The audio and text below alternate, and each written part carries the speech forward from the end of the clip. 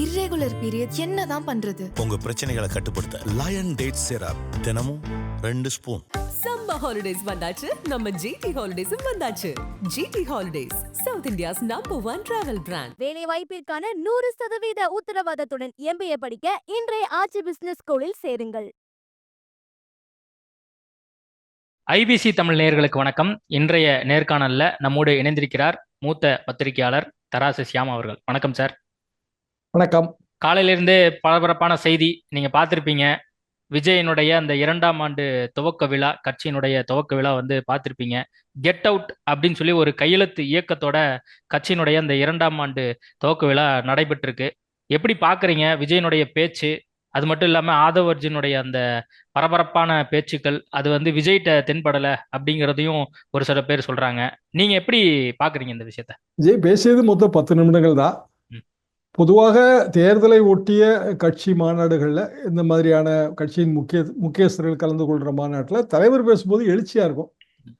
என்ன காரணம்னா, தலைவரோட பேச்சைத்தான் கீழே இருக்கிறவங்க அவங்க ஊர்களுக்கு கொண்டு போய் சேர்க்கணும், ஹைலைட் இருக்கணும். அப்படியான பெரிய ஹைலைட் இல்லைங்கிறது கொஞ்சம் ஏமாற்றமாகத்தான் இருந்தது. ஆதவ பேச்சில் ஹைலைட் இருந்தது. ஆனால் அவரோட பேச்சோட சாராம்சம் எடப்பாடி பழனிசாமிக்கு தான் ஆபத்து மாதிரி தெரிஞ்சது. ஏன்னா அவர் எதிர்கட்சி தலைவராக விஜய் அடுத்த 62 வாரத்துக்கு இருப்பார் என்று சொல்வது அது அவ்வளவு பொருத்தமாக தெரியல. இன்னொன்று, எதிர்கட்சி தலைவராக செய்வதற்கான பணி என்பது என்ன? தமிழ்நாட்டில் எப்போதுமே மொழிக் கொள்கை உணர்ச்சி பூர்வமானது. இன்றைய தேதிக்கு கூடுதலாக நிதி பகிர்வு மற்றும் டீலிமிட்டேஷன், இந்த 2 இஷ்யூவும் சேர்ந்துருக்கு. இதை பற்றியெல்லாம் விஜயும் பெரிய அளவுக்கு குறிப்பிடலை. எதிர்கட்சி தலைவர் பேச்சு இனிமேல் தான் நாங்கள் பெரிய அளவுக்கு எடுத்துகிட்டு போக போகிறோம்னு ஆதவ் சொன்னார். இப்போ ஆரம்ப பேச்சிலேயே அந்த மாதிரியான ஒரு ஆரம்ப ஜோர் இல்லை.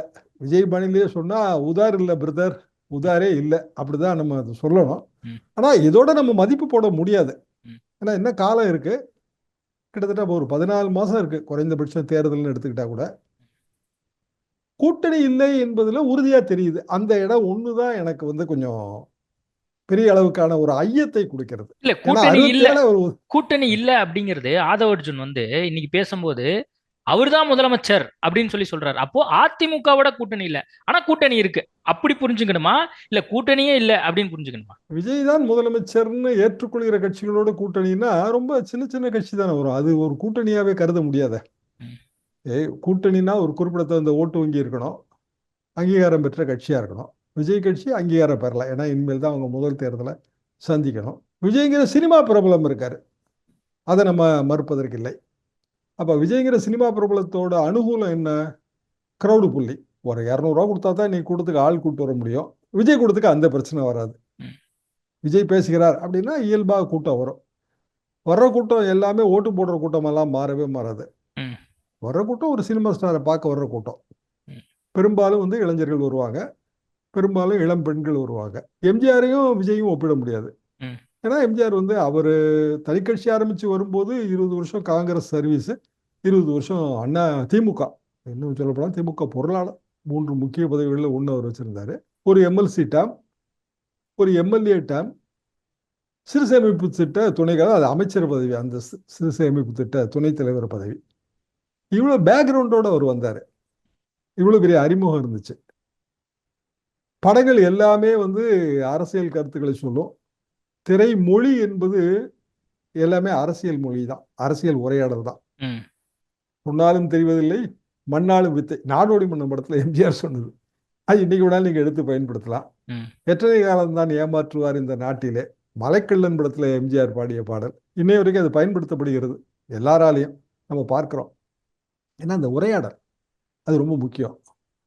அப்போ பொலிட்டிக்கல் கரியரை பிளான் பண்ணும்போது தனக்கு எது ஸ்ட்ராங் ஏரியாவோ அதில் பிளானிங் இருக்கணும். எம்ஜிஆருக்கு ஸ்ட்ராங் ஏரியா சினிமா மற்றும் அரசியல். விஜய்க்கு ஒரே ஒரு ஸ்ட்ராங் ஏரியா தான் சினிமா தான், அரசியல் இனிமேல் தான் அவர் ப்ரூவ் பண்ணணும். இல்லை, இன்னைக்கு ஒரு காணொலி ஒன்று போட்டாங்க. விஜய் களத்துக்கே வரல, பத்திரிகையாளர்களை சந்திக்கிறதே இல்லை அப்படின்னு சொல்லி பத்திரிகையாளர், அரசியல் விமர்சகர்கள், இன்னும் நிறைய பேர் தொடர்ந்து ஒரு விமர்சனமா வச்சுட்டே இருக்கிறாங்க. கிட்டத்தட்ட ஒரு 10-15 நிமிஷம் நினைக்கிறேன் அந்த காணொலி. ராஜ்மோகன், அந்த கட்சியினுடைய கொள்கை பரப்பு செயலாளர், ஏதோ விஜய் அவர்கள் கடந்த ஒரு சில ஆண்டுகளாக என்னென்ன பண்ணியிருக்காரு? கிட்டத்தட்ட ஒரு 10 வருஷத்துக்கு மேல வந்து இங்க நடந்த தமிழ்நாட்டு பிரச்சனை சார்ந்து நிறைய இடங்கள்ல குரல் கொடுத்திருக்காரு. மாணவர்களுக்கு உதவி தேவை கொடுக்கிறாரு. மக்களுக்காக போய் நின்றுக்கிறாரு, போராட்டத்தில் இருந்திருக்கிறாரு அப்படின்னு சொல்லி தொடர்ந்து வந்து அந்த காணொளியில வந்து காட்டப்படுகிறது. அப்படி இருக்கும்போது அப்போ இதெல்லாமே கூட வந்து ஒரு போதுமானதாக இல்லை அப்படின்னு நம்ம புரிஞ்சுக்கிறதா? போதுமானதாக இருக்காது. என்ன காரணம்னா, இப்போ தனிப்பட்ட முறையில் பெரிய அளவுக்கு பிரபலமானவங்க சோஷியல் ஒர்க்கில் ஈடுபடுறது ரொம்ப சகஜம். அது ஒரு என்ஜிஓ மாதிரியான ஒர்க்கு தான். ம். அப்போ அதே விஜய் ஒரு காலத்தில் தயாநிதி மாறனோட வாக்கின் இன்டர்வியூ போனார் ம். டெல்லியில். அப்போ தயாநிதி மாறன் மந்திரி. அப்போ அது எதை காட்டுகிறது? ஸோ இப்படி பார்க்க முடியாது. ஒருவர் வந்து தனது அரசியல் எதிர்காலத்தை தீர்மானிக்கும் போது பல பல வருடங்கள் அதற்கு முதலே பிடிக்கும். ம். அப்போ அவரோட ஸ்ட்ராங் ஏரியா சினிமா. அந்த சினிமாவில் அவர் அப்படியான அரசியல் சொல்லலை. சினிமாவை பொழுதுபோக்கு அம்சமாக மட்டும் வச்சிருந்தாரு. ம். படங்கள் வெற்றி அடையணுங்கிறது ஒரு ஹீரோவோட நோக்கம். அதை மட்டும் அவர் செஞ்சுட்டு இருந்தார். அப்படிதானே நம்ம பார்க்க முடியும். ம். அப்போ அதில் வந்து அரசியலை கலக்க வேண்டான்னு கூட அவர் நினைச்சிருப்பாரு. ம். ஆனால் அதை தாண்டி இது எப்படி விஜய்க்கான பிரச்சனையாக மாறும்னா, அடுத்த கட்டமாக விஜய் எடுத்து வைக்க வேண்டிய அடி எல்லாமே, உதாரணமாக அவரே சொல்ற பூத் ஏஜென்ட்டோட மாநாடு, ம். Booth committee members. Booth committee member எப்படி ஒர்க் பண்ணுறாங்க அப்படின்னா, ஒரு 200 ஓட்டுக்கு ஒரு பூத்து, இல்லைன்னா 250 ஓட்டுக்கு ஒரு பூத்து தேவைப்படுங்க. சில இடங்களில் 100 ஓட்டு கூட தேவைப்படும். அல்லது 1000 ஓட்டு கொண்ட பூத்தை மட்டும் எய்ம் பண்ணுறதுன்னா, அதாவது ஒரு வாக்கு சாவடிக்கு 2-3 பூத் கமிட்டி கூட இருக்கிறதெல்லாம் இருக்கு. நீங்கள் திமுக அதிமுகவில் ஒரு வாக்கு சாவடி 1000லேருந்து 1200 ஓட்டு இருந்தாலும் கூட 2-3 பூத் கமிட்டி போட்டிருப்பாங்க. என்ன காரணம்னா, சில நேரங்களில் சில வாக்கு சாவடிகள் ஒரு பெரிய ஏரியாவை சர்வ் பண்ணும். அப்போ அதிகப்படியான பூத்துகள் தேவைப்படும். பூத் கமிட்டி மெம்பர் வெறுமனே அந்த கமிட்டியில் அங்கம் வைக்கிறதோட அவன் வேலை முடியாது. தேர்தல் தேதி அறிவித்த நாளிலிருந்தே அவனோட வெல்விஷர்ஸு, அவன் கட்சிக்கு யார் ஓட்டு போடுவாங்களோ அவங்கள பட்டியல் தயார் பண்ணி அவங்களோட மொபைல் நம்பர்லாம் வச்சுக்கிட்டு ஒரு நாளைக்கு ஒரு தடவை 2 நாளைக்கு ஒரு தடவை பேசிகிட்டே இருப்பாங்க. அந்த பூத் கமிட்டி எப்படி ஒர்க் பண்ணுதுன்னு நீங்கள் களத்தில் இருந்து பார்த்தா புரியும். அதுக்கு பிறகு அவங்கள வந்து ஓட்டு சாவடிக்கு கூட்டிட்டு வந்து ஓட்டு போட வைக்க வரைக்கும் அவங்களுக்கு வேலை. வாக்கு சாவடிகளுக்குள்ளேயே அவங்க உட்காரணும். அப்போது ஒரு பூத் கமிட்டியில் ஒரு 3-4 ஒர்க்கு வந்துடும். ஒன்று ஓட் கேன்வாசஸ், இன்னொன்று பூத்லேயே உட்காந்து எதிர்கட்சிகள் ஏதாவது தவறு செய்து விடாமல், தில்லுமுள்ளு செய்து விடாமல் பாதுகாக்க வேண்டிய ஒரு கடமை. நீங்கள் பார்க்கலாம், சாதாரணமாக ஓட்டு போட போகும்போதே வந்து வாக்குச்சாவடி முகவர்கள் உட்கார்ந்துருப்பாங்க. வாக்குச்சாவடி முகவர்கள் மோஸ்ட்லி பூத் கமிட்டிலேருந்து வர்றவங்க தான். என்ன காரணம்னா, அவங்களுக்கு வந்து அந்த ஓட்டரை தெரியும். ஒரு 50 பேர் அல்லது ஒரு 75 பேர் கொண்ட ஒரு பூத்தை நம்ம நிர்வாகம் பண்ணும்போது நமக்கு அந்த 75 பேரையும் தெரியணும். அது முக்கியம். இல்ல, இப்ப நீங்க சொல்லக்கூடிய விஷயம், இப்ப இதெல்லாம் வந்து விஜயோடைய கவனத்துக்கு போயிருக்கு. அதனால வந்து பூத் கமிட்டி மாநாட்டே நம்ம போட போறோம் அப்படிங்கிற இடத்துக்கு அவர் நகர்ந்திருக்காரு. அப்போ வந்து மாநாடு போடுற வேலை இல்லைங்க அது. பூத் கமிட்டி எப்படின்னா, இயல்பாக அதிமுகவில் மாவட்ட பொறுப்பாளர்கள் போட்டிருக்காங்க. பட் பூத் கமிட்டி பெர்மனண்டாவே இருக்கும். நீங்க இன்னைக்கு ஒரு பூத் கமிட்டியை கிரியேட் பண்ணி நாளைக்கு அவங்க வந்து ஓட்டரை பண்ணவே முடியாது. இம்பாசிபிள். பூத் கமிட்டிகிட்ட முதல்ல பேசிக்கா அவன்கிட்ட டேட்டா வேணும். அதுக்கே அவன் 2-3 தேர்தலை தாண்டி வரணும். இல்ல, ஒரு ஐடியா கொடுத்திருக்காரு பிரசாந்த் கிஷோர், ஐடியா கொடுத்திருக்காருல்ல. பிரசாந்த் கிஷோர் அவராலேயே அவரோட 4 எம்எல்ஏக்களையே வெற்றி பெற வைக்க முடியலையே. அவங்களை கூட்டிட்டு வந்து அவங்க எக்ஸ்பீரியன்ஸை பேச வேண்டியதானே. உள்ளூர்லயே வந்து கூரை ஏறி கோழி பிடிக்க முடியலன்னா தமிழ்நாட்டில் வந்து வான ஏறிய வைகுண்டத்தையா காட்ட முடியும்? 100 நாள் டார்கெட்டா அவனுக்கு கொடுத்திருக்காரு. என்ன 100 நாள் டார்கெட்? அங்க வந்திருக்கவங்க எல்லாரும் வந்து ஒரு எல்லாரும் வந்து ஒரு 10 பேரை சேர்த்தணும் அப்படின்னு சொல்லி. எப்படி சேர்ப்பாங்க? ஏற்கனவே ஒரு இடத்துல அவங்க இருப்பாங்களே. சரி, திமுக, அதிமுக, நாம் தமிழர் கட்சி, விசிக, இப்படி எத்தனையோ கட்சிகளில் பூத் கமிட்டியில் இருப்பாங்களே. அவங்களை எங்க வெளியூர்ல இருந்தா, பீகார்ல இருந்தா கொண்டு வர முடியும்? பீகார்ல கட்டிட தொழிலாளர்களை, விவசாய தொழிலாளர்கள் நம்ம இங்க கொண்டு வர மாதிரி எப்படி சேர்க்க? அதை சொல்லுங்க. உங்க கிராமத்து நீங்க ஒரு கட்சி வச்சிருக்கீங்க, உங்க ஊர் எதுவோ அந்த ஊர் உங்க வார்டுன்னு வச்சுங்க, இல்லை உங்க வாக்கு சாவடின்னு வச்சுங்க. அங்க நீங்க வந்து 10 பேரை அப்பாயின்ட் பண்ணி அந்த 10 பேரை திரட்ட முடியுமா? Is it possible? அது வந்து ஒரு காலப்போக்கில் செய்ய வேண்டிய வேலை. அதுபோக அடுத்த ஒரு 10-15 மாசத்துக்கு விஜய் கட்சிக்காரங்க அவங்களோட வேலை வட்டி எல்லாத்தையும் மறந்துட்டு பூத் கமிட்டியில வந்து டேட்டா கலெக்ஷன் மட்டுமே அவங்க பண்ணிடுவாங்களா? மற்றவங்களுக்கு அது எளிதா இருக்கும். ஏன்னா அவங்க ஏற்கனவே பண்ணி வச்சிருப்பாங்க. திமுகவுக்கோ அதிமுகவுக்கோ பிற கட்சிகளுக்கோ கையிலே வந்து பூத் கமிட்டி இருக்கும். அதுக்கும் இதுக்கும் பெரிய வித்தியாசம் இருக்கு. விஜய் நம்புவது வந்து அவரோட சினிமா பிரபலத்தை மட்டும்தாங்க. அது எனக்கு தெள்ள தெளிவா தெரியுது. ம். என்ன காரணம்னா நீங்க சொல்ற மாதிரி அவர் பிரஸ் எல்லாம் பார்க்கறது இல்ல. பார்த்த அந்த கேள்விக்கெல்லாம் நம்ம பதில் சொல்ல வேண்டாம். ம். நம்ம மூத்த காட்டினா ஓட்டு வரும் இப்படிங்கிற ஒரு பாணியில அது ஓடுது. ம். எனக்கு தெரிஞ்சு அப்படியான வாய்ப்பு வந்து யாருக்குமே இன்னைக்கு கிடையாது. ம். எப்பேற்பட்ட சினிமா நடிகராக இருந்தாலும் சரிதான். அதில் தான் ரஜினிகாந்த் கடைசியில் பேக் அடிச்சாரு. இதுக்கு முன்னாடி பலரும் வந்து திரைத்துறையிலேருந்து வந்து இந்த முயற்சிகள்லாம் செஞ்சவங்க தான். ம். அது பேர்களை எல்லாம் நம்ம குறிப்பிட்டு சொல்ல வேண்டியதில்லை, அனைவருக்கும் தெரியும். ம். அவங்களால ஏன் முடியாமல் போனது? விஜய் அளவுக்கு பாப்புலராக இல்லையான்னா விஜய் அளவுக்கு பாப்புலராக இருந்தவங்க தான். அவங்கவுங்க காலகட்டத்தில் பாக்கியராஜ் விடவாங்க பாப்புலாரிட்டி. ம். பாக்கியராஜ் மதுரைக்கு வரும்போது மதுரையே வெறிச்சோடி ஆயிடுச்சு. எல்லாமே வந்து பாக்கியராஜ் பார்க்க போயிட்டாங்க. ம். அந்த அளவுக்கு ஒரு பாப்புலர் ஹீரோ அவர். பட் அவர் வந்து ஜெயலலிதாவோட கருத்து வேற்றுமை வந்து அவர் எம்ஜிஆரே வந்து தனது கலை உலக வாரிசுன்னு பாக்கியராஜ் சொல்லிட்டாரு. எனது வாரிசு கலை உலக வாரிசுன்னு. அவ்வளோ பெரிய பாக்கியராஜால ஏன் வந்து அதை அந்த கட்சி அரசியலுங்கிறதுல ஜொலிக்க முடியலன்னா ப்ராக்டிக்கல் ப்ராப்ளம்ஸ் இதெல்லாம். ம். இது வந்து பிரசாந்த் கிஷோர்ல யார் வந்தாலும் இதை தீர்த்தெல்லாம் வைக்க முடியாது. இல்ல, இது வந்து பல தேர்தல்கள் தாண்டி தான் தீர்த்து வைக்க முடியும். அதான் இப்போ அவரு பேசும்போது என்ன சொல்றாரு, விஜய்க்கு என்ன மாதிரி ஆட்கள் கூட தேவையில்லை அப்படின்னு ஒரு வார்த்தையை விடுறாரு பிரசாந்த் கிஷோர். நான்லாம் தேவையே இல்லை அப்படிங்கிறாரு. அப்புறம் எதுக்கு தேவையில்லாம வந்து சம்மன்லாம் ஆஜராகிறாரு. சரி, தேவையில்லை தேவை இருக்குன்னு இல்லை. பிரசாந்த் கிஷோருக்கு இங்கே ஓட்டு கிடையாது, அதனால அவர் ஓட்டு போட வேண்டியதில்லை, அவர் தேவையில்லை, அப்படிதான் நம்ம எடுத்துக்க முடியும். ம். வெல்விஷர் ஃப்ரெண்டாக வந்து நான் அட்வைஸராக வந்திருக்கிறேன் அப்படின்னு சொல்கிறாரு. ம். அது அவர் இஷ்டம். ஆனால் வியூகம் வகுப்பதால் மட்டுமே அல்லது வியூகவியலாளர்கள் மட்டுமே வந்து வெற்றி தோல்வியெல்லாம் நிர்ணயிக்கவே முடியாதுங்க. ம். பிஎம்கே மிகப்பெரிய ஓட்டு வங்கி, ஒரு குறிப்பிட்ட பகுதியில் பாக்கெட் பேஸ் ஓட்டு வங்கி. 2016 அன்புமணி முதல்வர் மாற்றம் முன்னேற்ற அன்புமணி ம். பெரிய வியூகவியலாளர் தான். அவர் இப்போ விஜய்கிட்ட தான் இருக்காரு. ஏன் வந்து அந்த வியூகம் வந்து வெற்றி பெற முடியலன்னா இயல்பாகவே அவங்களுக்கு வந்து வேற இடங்கள்ல கட்டமைப்பு இல்லை. தமிழ்நாடு முழுவதும் ஒரு கட்டமைப்பு இருக்கணும். அவங்களுக்கு ஒரு பாக்கெட்ல கட்டமைப்பு இருந்தது. ம். தமிழ்நாடு முழுவதும் அவங்க கான்சன்ட்ரேஷனை பண்ணும்போது இந்த பாக்கெட்டை கோட்டை விட்டுட்டாங்க. ஒரு சீட்டு கூட வரல. கூட்டணி வச்சிருந்தாங்கன்னா அந்த பாக்கெட்டுக்குள்ள 20 சீட்டு 25 சீட்டு வந்திருக்கும். இல்ல, விஜய்க்கு அந்த மாதிரி இருக்கா? விஜய்க்கு வந்து இப்ப தமிழ்நாடு ஃபுல்லா எங்க ஓரளவுக்கு பாக்கெட் எங்க இருக்கு அவருக்கு? அதுவுமே இல்லையே. அதாவதுங்க, விஜய் என்பவரோட ஆதரவு வட்டம்ங்கிறது என்ன சொல்லுங்களா? இளைஞர்கள், பெண்கள், எத்தனை வயசு கீழே? 18ல இருந்து 30 வயசு அப்படின்னு வச்சுப்போம். சரி, 18ல ஓட்டிங் ஏஜ் பிகின் ஆகுது. 18ல இருந்து 30 வயசு வரைக்கும். போன தேர்தலில் அவங்களாம் யாருக்கு ஓட்டு போட்டிருப்பாங்க? சில பேர் பல கட்சிகளுக்கு, பல கட்சிகள் எல்லா போட்டிருக்கலாம், கட்சிகளும் நாம் தமிழருக்கும் போட்டிருப்பாங்கன்னு போட்டிருந்திருக்கலாம். நாம் தமிழருக்கும் போட்டிருக்கலாம். அது நம்ம இல்லைன்னு சொல்லலை. அவங்களுக்கு இன்னொரு விஜய் கட்சியை சூஸ் பண்ணணும்னு என்ன கட்டாயம் இருக்குன்னு நான் கேட்குறேன். விஜய்ங்கிற ஹீரோவுக்காவா? ம். விஜய் படம் நல்லா இருக்குங்கிறதுக்காவா? என்ன கட்டாயம்? பண்ணையார் கட்சி மாதிரி ஏன் நம்ம ஓட்டு கிடையாது. போடணும்? பண்ணையார் கட்சி மாதிரி நம்ம என்ன? கிடையாது. பண்ணையார் கட்சி மாதிரி நம்ம கிடையாது. இவரே பெரிய மன்னராட்சி பண்ணையார் அது கட்சியை தானே நடத்திட்டு அப்படிங்கிறார்ல. இது பனையூர் கட்சியாகும். ம். பண்ணையார் கட்சி கிடையாதுன்னா பனையூர் கட்சியா? சரி, மக்களோட மக்களா இருந்தா களத்துல வந்து உங்களுக்கு மரியாதையா, இல்ல நீங்க மாடத்துல உட்காந்துட்டு அரசியல் பேசினா மரியாதையா? மக்களோட மக்கள் தான் இருக்கணும். ரொம்ப சிம்பிள் தான் அது. ம். அப்போ மக்களோட மக்களா நீங்க களத்துக்குள்ள வரணும்ல. எப்போ வருவீங்கன்னா, சரி 6 மாசத்துக்கு முந்தி வருவேன், இல்ல தேர்தலை ஒட்டி வருவேன், வரட்டும். ஆனா அப்போ பண்ணையாருக்கும் விஜய்க்கும் என்ன வேறுபாடு வந்துட போகுது? ம். பண்ணையார் அரசியல்னு சொல்றது அவர் திமுக அண்ணா திமுக சொல்றாருன்னு நான் புரிஞ்சுக்கிறேன். ம். ஆனா திமுக அண்ணா திமுகவில் இருக்கிற செகண்ட் லெவல் லீடர் மக்களோட மக்களா இருக்காங்க. ம்.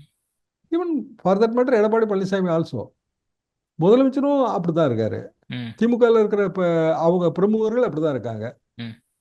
பணையார்னா பணக்கார கட்சின்னு சொல்றாரா விஜய்? ம். பணம் இல்லாமல் தேர்தலில் ஜெயிக்க முடியாது பிரதர். உண்மையிலே இன்னைக்கு வந்து எலெக்ஷனுங்கிறது ஹை காஸ்ட் கேம். வேற வழியே கிடையாது. அப்படி ஆயிடுச்சு.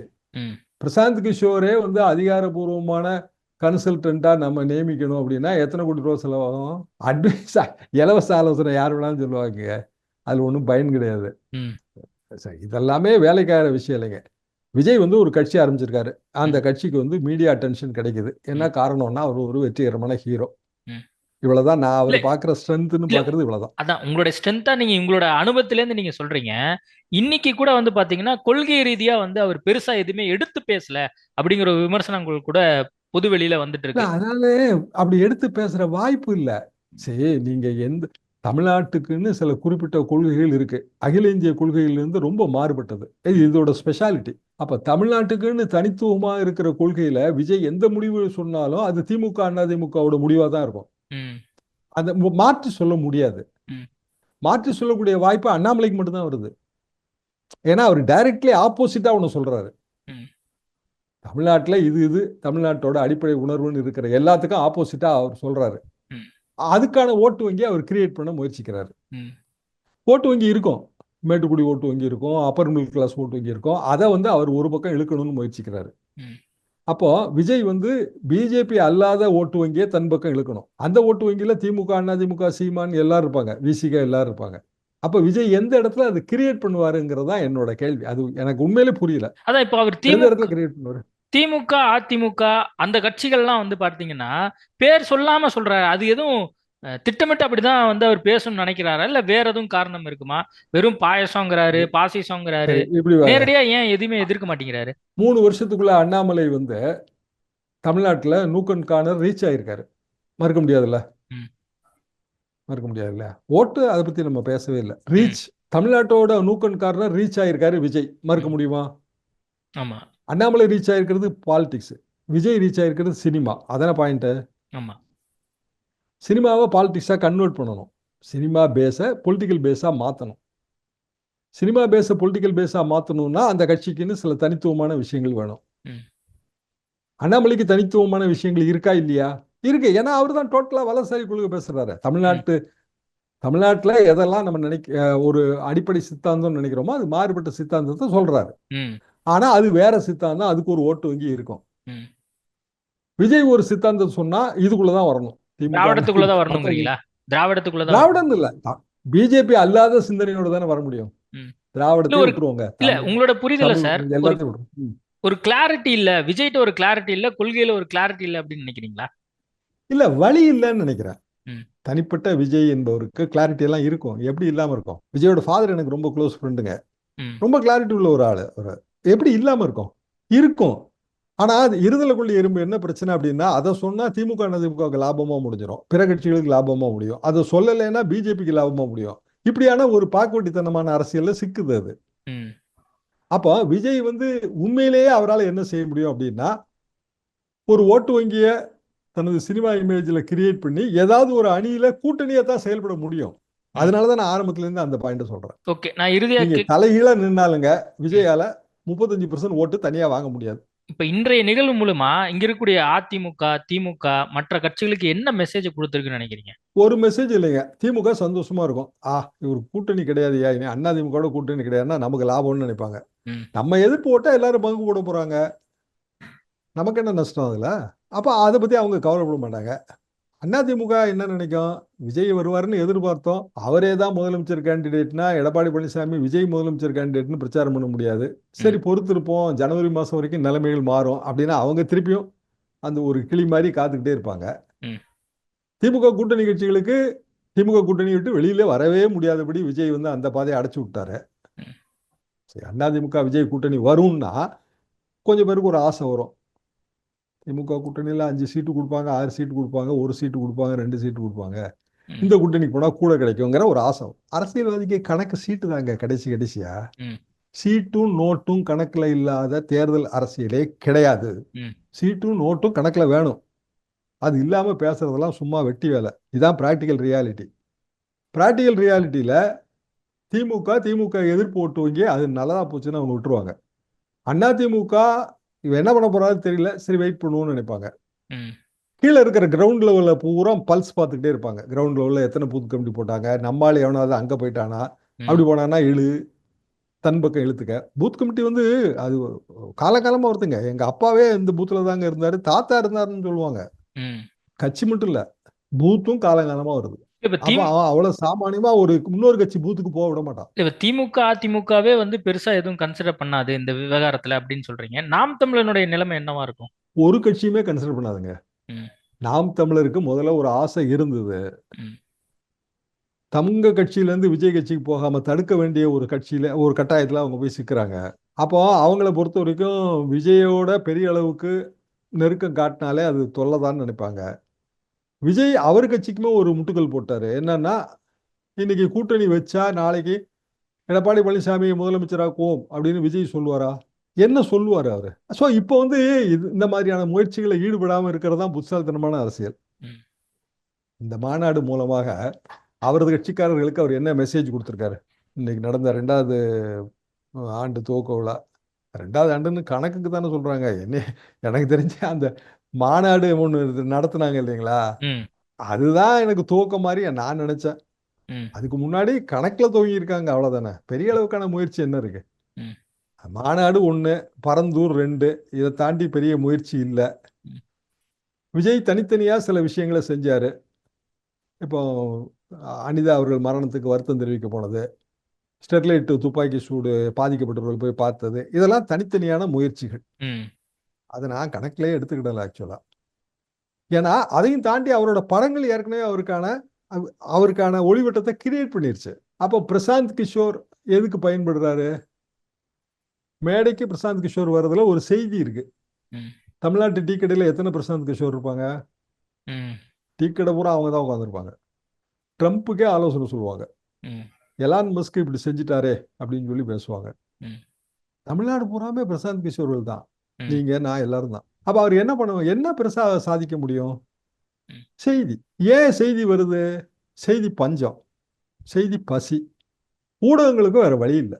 ம் இவ்வளவுதாங்க இதுல உண்மையாவே சிம்பிள் ஃபேக்டர் இதுதான். இதை தாண்டிய விஜய் அரசியலுங்கிறது 2026 தேர்தலுக்கு பிறகு வரலாம். ஏன்னா நமக்கு தேர்தல் அப்ப தெரிஞ்சு போயிடும். ஒரே ஒரு வேர்ட்ல கேட்டு முடிச்சிடறேன் சார். தமிழக வெற்றி கழகம் இது நாள் வரைக்கும் நீங்க டிராவல் பண்ணதை பார்த்துருக்கீங்கல்ல, பார்த்ததன் மூலியமா உங்களுடைய மதிப்பீடு என்ன? இப்போ அவங்க பேசும்போது என்ன சொல்றாங்க, 67யும் 77யும் கம்பேர் பண்றாங்க. அந்த மாதிரி அந்த மதிப்பீடு என்னவா இருக்கு உங்களுடைய பார்வையில? 67 நீங்க கம்பேர் பண்ணீங்கன்னாலே கூட்டணி தான் வரணும். அண்ணாவோட கூட்டணி தான் இந்திய அரசியலுக்கே முன்னோடி கூட்டணி. 67 நான் காலேஜ் செகண்ட் இயர் முடிச்சிட்டேன். விருகம்பாக்கம் மாநாட்டுக்கு திமுக மாநாடு அண்ணா பேசுறாரு. ம். கூட்டணி அரசியல்லாம் 62ல தான் எங்களுக்கு இந்த கூட்டணி அரசியலே தெரியும். அது கொஞ்சம் அருவருப்பா கூட இருந்துச்சு. எதுக்கு நம்ம கட்சி நம்மளோட கொள்கைகளை எல்லாம் விட்டுட்டு, ஏன்னா நாங்க ரொம்ப திராவிட கொள்கைகள் இருந்தவங்க, அதெல்லாம் விட்டுட்டு எதுக்கு கூட்டணி வைக்கணும் அப்படிங்கிறது கேள்வி. அண்ணா என்ன உதாரணம் சொன்னாருன்னா, என் வீட்டில் ஒரு பாம்பு பூந்துருச்சு, அதை அடிக்கிறதுக்கு ஒரு தடி வேணும், அவசரமா தேவை. பாம்பு அடிக்கிற அவசரத்துல நான் இந்த தடி யாருக்கு சொந்தம்னு பார்க்க மாட்டேன். அது சுதந்திரா தடியா இருக்கலாம், கம்யூனிஸ்ட் தடியா இருக்கலாம், என்ன தடியா வேணாலும் இருக்கலாம், பாம்பு அடிக்கணுங்கிறதா நோக்கம்னாரு. ம் பாம்பு அடிப்பதற்கே கூட்டணி தேவை, தடி தேவை. அப்ப 67 உதாரணமா காட்டினீங்கன்னா கூட்டணின்னு புரிஞ்சுக்கிடணும். ம் 77 உதாரணமா காட்டினீங்கன்னா ஆளுங்கட்சியே இல்லை. என்னன்னா 76 பூரா ஜனாதிபதி ஆட்சி. 76 ஜனவரியே திமுக ஆட்சி ஆமா. டிஸ்மிஸ். 1.25 வருஷம், கிட்டத்தட்ட 1.25 வருஷத்துக்கு மேல, அது எமர்ஜென்சி பீரியட் வேற. ம் 1.25 வருஷத்துக்கு மேல ஆட்சியே கிடையாது. 77 சட்டமன்ற தேர்தல் பிரச்சாரம் ஆட்சிக்கு எதிராகவே சொல்லவே முடியல. என்னன்னா உண்மையிலே இல்லை ஆட்சி. எம்ஜிஆர் 130 சீட் எடுத்தாரு, திமுக கிட்டத்தட்ட 50 சீட் எடுத்துருச்சு.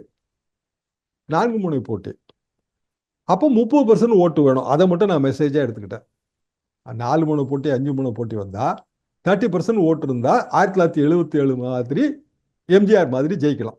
ம் 30% ஓட்டு இவர் எங்க இருந்து கிடைக்கும்? அதுதான் என்னோட கேள்வி. ஏன்னா கையில வச்சிருக்காங்களா மத்தவங்க எல்லாம்.